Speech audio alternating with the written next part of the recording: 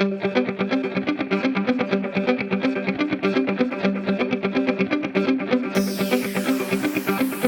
to the Marketing Remix, presented by Red Door Interactive. I'm Reed Carr, CEO of Red Door Interactive. Our show is a senior level marketer's resource for navigating our ever-evolving landscape. In each episode, in about 20 minutes, experts from different marketing disciplines representing different buyer touchpoints tackle one important marketing topic. Then, what do you need to know, and how does it affect the buyer? Welcome to this episode of the Marketing Remix. Excited about this one. We're going to be talking about culture and how it influences the brand. The art of developing a brand culture. To compete in today's fast-paced landscape, brands know they need to be better from the inside out. In the past, see the Mad Men era, the old model for brands meant developing an external brand image to influence its consumers.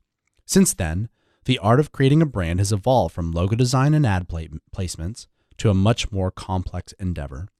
Within this new model, a company's true values replace its external brand image, meaning looking good simply isn't enough. In this episode, we'll discuss what it means to develop a brand culture, how your brand can illuminate the DNA of your organization, and more.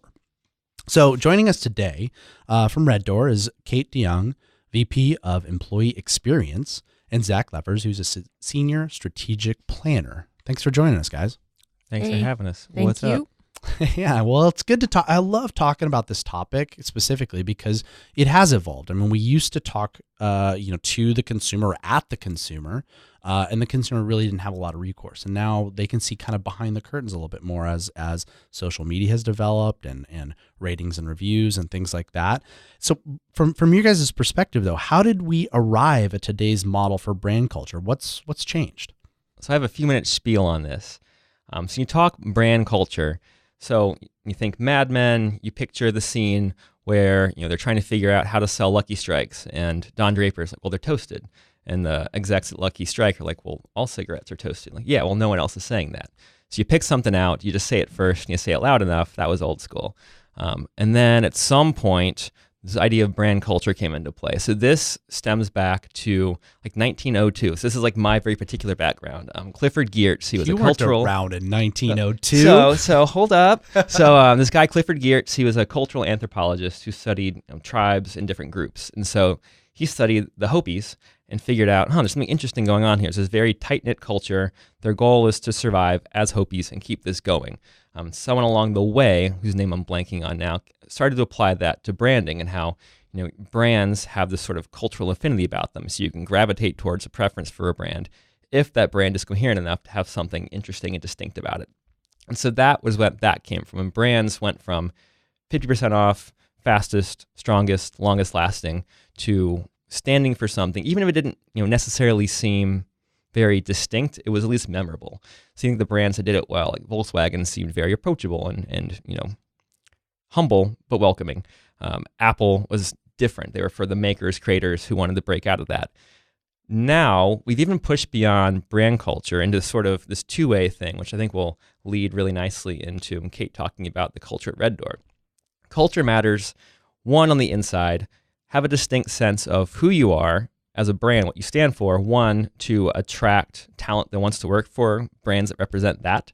Patagonia has done that well, representing sustainable consumerism. So folks who want to work in that space gravitate towards Patagonia first and foremost.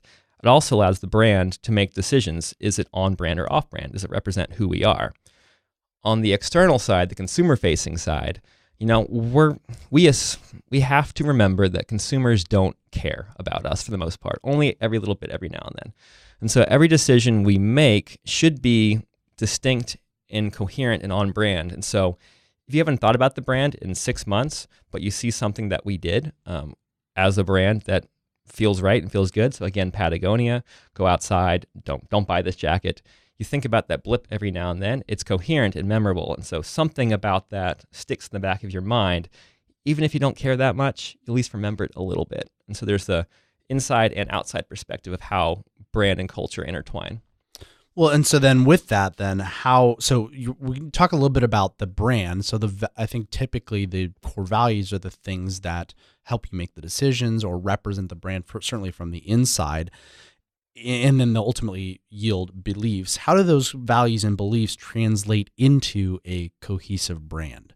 Maybe talk a little bit from the inside a bit, and Kate. Yeah, some thoughts there about the word core values. First of all, especially in marketing, we can get a lot of buzzwords going on. Core values can feel like a buzzword, but really a company needs to determine what their values are just by the inherent way that they act. Like we don't, at Red Door, we haven't chosen our core values as something aspirational. We actually live and breathe them every day. And you can't force that on your own internal company. You can't just say, oh, we want to save the environment. We're all green, but have no actual relationship to that. Actually, Zach had the example of Patagonia being really great with sustainable. I don't remember the term you used, but and I remember working with one of our clients some time ago, and they had, social responsibility now that's the buzzword for every single company, it seems like, on the planet. And how much of that is authentic? How much of that makes that company more credible? I mean, why would a company push social responsibility if that is not their core value? And if they want it to be their core value, then they have to figure out how to pull it inside and really internalize it and live by those principles. So definitely there's a lot to authenticity, credibility, making sure that you live those core values. They have to be innate in the Yes. people that you get. And if you're overt about what your values are, then they are consistent on the inside, and you attract people with part of our hiring process to make sure the values that we have are innate in the people. They've shown examples where these are their personal values. And I think it's self-fulfilling because we are very overt about evolve. Right. It's one of our core values. And definitely over time, we have hired people who just have an affinity for learning, soaking up knowledge, figuring things out and learning new things and then applying those things. And so those qualities in any new hire perpetuate evolve. And then on the other hand, overtly, we fund training. We encourage people to go out and seek new things. And so that also perpetuates. So it's the conscious process of saying evolve is our core value, one of our core values, and what do we do and how do we make decisions about that using that core value, as well as just unconsciously it just weaves through the sort of the warp and weft of the company. And I think to add on to something you said, Reed, about attracting talent, it's also about retaining talent both on the inside and retaining customers. Mm-hmm. If you're coherent and stand for something, so on the inside, you don't just attract. If you continue to live those values that got people there in the first place, you're much more likely to keep people there to continue to live those values. On the consumer side, I mean, the idea of a brand fan, you have to represent something. So if I'm going to pull out Patrick Cinco, creative director, and check out our Creative Brief podcast, he's a walking Patagonia billboard because it represents really what he stands for. You can't be that fanboy or attract those people who want to wear something like that, to say something about what they believe in, if you don't actually believe in something and stand for something. And so that coherence lets you, in the long term, develop additional consumers. So there's the core consumer. They're the ones who may not live that core climber or whatever lifestyle, but believe there's something pure about it. And so they want to pull in a piece of that in their lives in the everyday. And so then you end up with frat kids wearing, their Patagucci jackets, and they are very detached from that. But there's something about that sort of freedom or outdoorsiness or nature that they vibe with. And so you continue to pull in additional consumers just based on who you were and who you are at the core. Yeah. So, I mean, that's ultimately where now we're starting to thread that through, right? So you attract certain talent that then represents the values of the organization. You're making then decisions that reinforce that and therefore thereby authentic, such that we can then thread that to the consumer. But it does have to start from the inside. I mean, because you can't start from the outside, which is I think what we were talking about earlier, where this is the thing we want to say. We can say it. No one's going to be the wiser of what's happening behind closed doors. And at this point now, it is all out there. It's who you bring in. And I think it probably was all out there, not all out there, but it was influential in the earlier days as well. It just wasn't the mechanism by which you speak about the brand or are a brand. And now I think we're infusing that because, like Kate says, it's sort of a trend as it relates to social responsibility and things like that. But if there's a disconnectedness from that, then it's a really difficult thing to maintain. And people see through that. Our own clients might see through that. If we were to go against what our core values are, we wouldn't have that credibility with our clients. And luckily, we have a strong core brand at Red Door, and it filters. And you're going to hear a bunch about brand purpose in 2019. It's going to be one of the buzzier things people talk about. So if you're listening to this and you're wondering, we don't stand for something, you don't have to. As like the kind of the caveat to everything, there are plenty of brands and businesses that are very successful that aren't known in the public beyond their products and what they offer. In the long run, those brands that are most successful and most enduring, either through additional sort of product extensions, things they also do, like Virgin America has been successful. Well, Virgin has been successful even beyond Virgin America itself.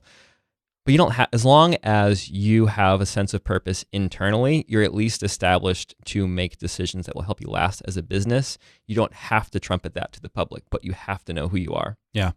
Well, it is interesting because it relates to then the decision-making process. So you have these values, you have these things you stand for in an authentic way. And I think it lives on either end of the spectrum of making things very easy and very hard, right? Not something down the middle where on a day-to-day basis, you're like, well, maybe this, maybe that. On the easy side, go, this is on brand, this is not on brand. That makes a lot of sense. On the hard part of it is there are challenging decisions that you have to make. Go, oh, that's not good for business, but it's on brand.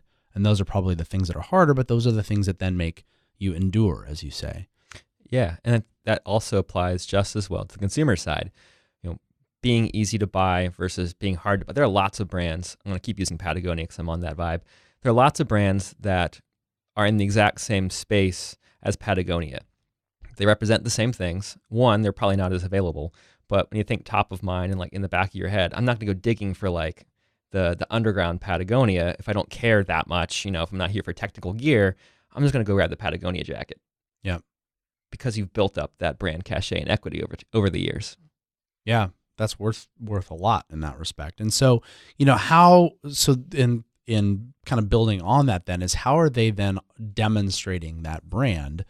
You brought up a couple of your old campaigns, right? I mean, in terms of don't buy that jacket and things like that. But what are some other things that or even that we're doing to demonstrate the brand? I know I would say that in the spirit of Evolve, like Caitlin, what you're talking about is this podcast is us talking about the things we've learned and reaching out to other people who want to learn. So if you're listening to this podcast, you're likely a learner, and we want learners to either be clients of ours, to be employees of ours. So what are some other ways that you've seen people demonstrating the brand in the kind of non-traditional ways? I'm going to give a bit of a non-answer. So if you're listening, you can think of your brand culture and your sense of purpose as kind of your brief, your creative brief. As you're thinking through what you can and can't do. When it comes to marketing and advertising and creativity, like a brand like Patagonia has a very clear sense of who they are. And with that as sort of the constraint, then they're able to think through what creative ideas can we come up with to sort of amplify that in our brand communication. So Nike most recently with the Colin Kaepernick campaign, they've traditionally, even despite a lot of their transgressions on, say, the labor side and that kind of thing, which doesn't necessarily have the poignancy in our collective memory as a country. We don't really see that every day. But they've, as far as Just Do It and the representation of athletes overcoming, this was a natural minor jump for them to take. I think this was a smart move. We'll find out in 20 years if they still exist and if they're still at the top of the game, and I expect them to be, and be able to look back on this as sort of a pivotal point for them.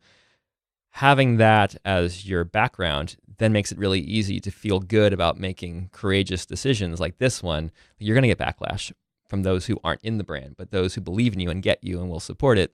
Cool. I think that works internally as well. I mean, if you have a North Star by having core values and by demonstrating over and over internally that you have those, then you come up against those challenging decisions and you need to make a decision reflecting your core values, then the story is there for all the people that see, that see the result of your decisions. So, bringing up then the way companies are making decisions come at them, or the need to make decisions come at them on a day-to-day basis.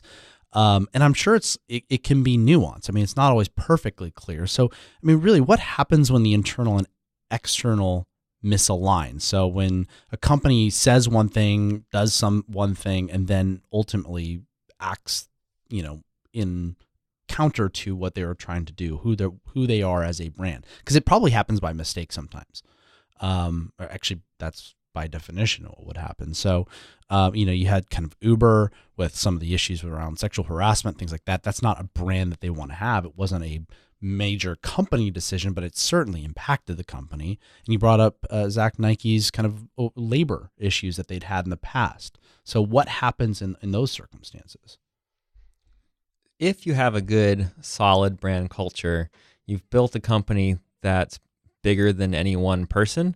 And so it should be able to handle shedding people, changing things up. So with Uber, they had no choice but to make decisions about executive leadership. And they did, and they were hit for it. And then one, they provide a product that people simply demand. And two, they left behind and built a culture that was able to withstand that and continue on, and even move into bigger spaces beyond that.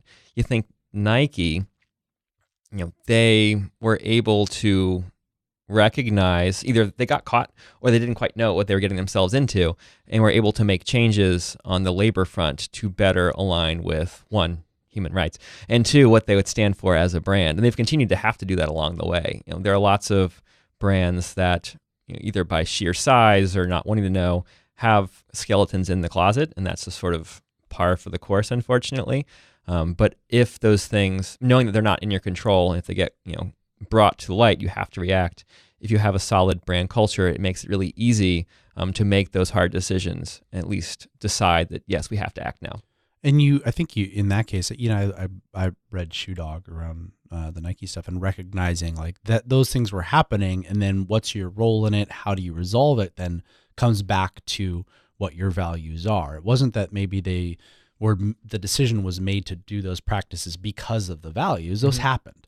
And then you look at it, go, okay, you know what? Who are we? What do we stand for? Are we going to dig our heels in on this? Which obviously was not an option. Right. So what is it we need to do? Which they took, from what I understood this to be, from what I could read, not that I was on the inside of it, is we're going to not just resolve it, but we're going to take it to higher and higher levels, because we are a leader, and this is what we stand for, something here. So, I think sometimes it maybe, while not ideal in the first place, it becomes something great comes out of those.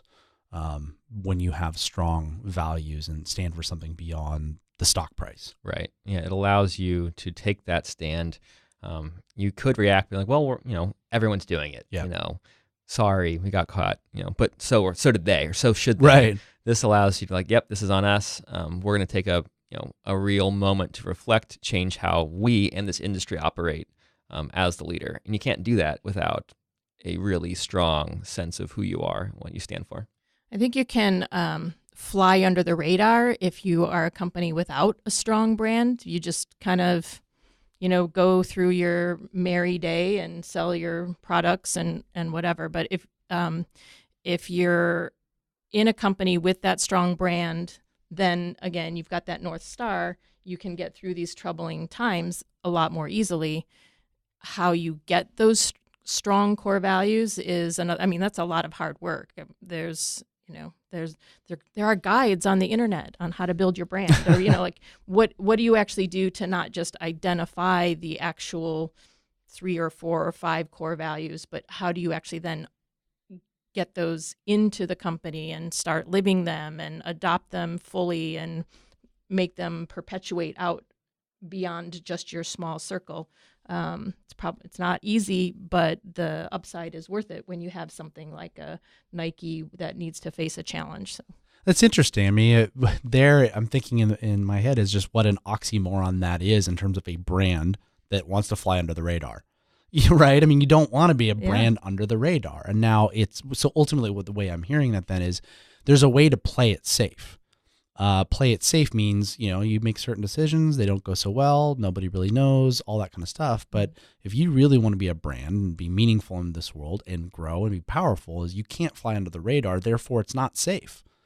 You run the risk of people challenging, was this right, was this wrong, in accordance with your values, which ultimately means they care, and people care about you as a brand and therefore are more powerful and more important in that regard. Taking business risks, taking brand risks, taking core value risks, they all tie together. Right. The most dangerous thing is to be forgettable. Right. And that's how you're going to lose in the long run. Well, I can't think of a better way to kind of put an end to this topic. Ultimately, we don't want to be forgettable. Brands don't want to be that. So therefore, you have to find the values, find people who innately align with those values, and ultimately take certain risks when it comes to standing for something, and just at least knowing what that is, and working in terms of that authentic, which authentic is such an incredible thing to define for so many people. But I think in a lot of cases they have to define that for themselves. You know it when you see it, you know it when you feel it. You just know. Yeah. So, guys, thank you for joining us. For those listening, I hope you enjoyed the podcast. And if you did, be sure to give us some ratings and reviews. We know how important those are for exposing this and our brand to others out there who want to learn. And we want to attract more learners like us. So be sure to share, which is also one of our core values. So anyway, thanks, guys. Kate, Zach, for joining us. Of course. Thank you. And we'll see you next time.